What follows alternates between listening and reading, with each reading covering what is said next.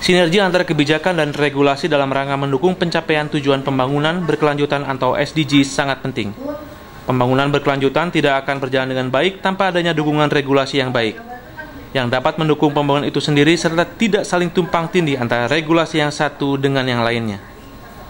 Hal ini terungkap dalam Semiloka Strategi Nasional Reformasi Regulasi, Sinergitas Kebijakan dan Regulasi dalam pendukung pencapaian tujuan pembangunan berkelanjutan SDGs di Eksekutif Lounge Universitas Padjadjaran, Jalan Dipati Ukur, Kota Bandung. Dekan Fakultas Hukum Universitas Diponegoro, Profesor Beni Rianto mengatakan ada 3 unsur pokok dalam pembangunan berkelanjutan, yakni regulasi, sumber daya manusia atau SDM, dan keuangan. Namun begitu, regulasi merupakan hal yang seringkali dikesampingkan dengan adanya kebijakan, terutama saat terjadi alih kepemimpinan.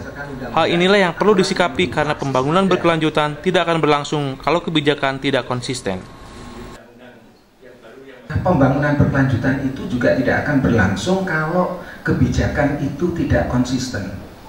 Terutama dari alih generasi, itu umpamanya tadi sudah dikeluhkan sama Ibu Ketua Dewan.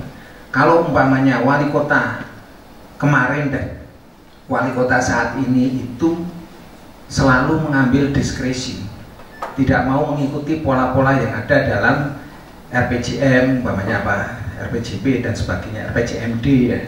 Nah, semacam itu. Ini akan rusak daerahnya. Beni menambahkan dalam pembuatan regulasi harus mengandung nilai keadilan, kepastian, dan kemanfaatan. Nilai-nilai ini yang bisa digunakan sebagai prinsip dasar dalam pembangunan berkelanjutan. Sementara itu, Ketua DPRD Provinsi Jawa Barat Ine Purwadewi Sundari mengatakan perlu adanya monitoring dan evaluasi atau MONEV untuk mengkaji regulasi yang ada.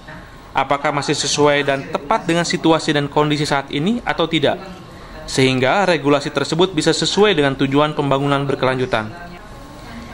Ine menambahkan pemerintah pusat sedang mempersiapkan dan menyusun regulasi terkait persiapan pembangunan berkelanjutan. Ine berharap nantinya regulasi yang diterapkan pemerintah pusat bisa bersinergi dengan kebijakan yang ada di pemerintah daerah. Regulasi misalnya, kan ini juga harus ada penyesuaian regulasi supaya bisa berjalan dengan baik kan seperti itu. Kemudian jadi regulasi perlu ada MONEV, monitoring dan evaluasi dari regulasi yang ada apakah masih sesuai atau tidak. Kemudian tepat tidak dengan daerah, karena ini kalau berkelanjutan itu kan akan berlangsung bukan setahun 2 tahun tapi dalam jangka panjang. Kemudian 2 juga anggaran juga salah satu, kalau saya melihat ya untuk berkelanjutan ini kan anggaran yang ada kan terbatas, tapi ini kan perlu ada penyelesaian dalam kurun waktu tertentu. Ini kan juga perlu ada konsistensi atau komitmen yang dibangun pemerintah untuk bisa menyelesaikan satu program yang berkelanjutan tersebut seperti itu.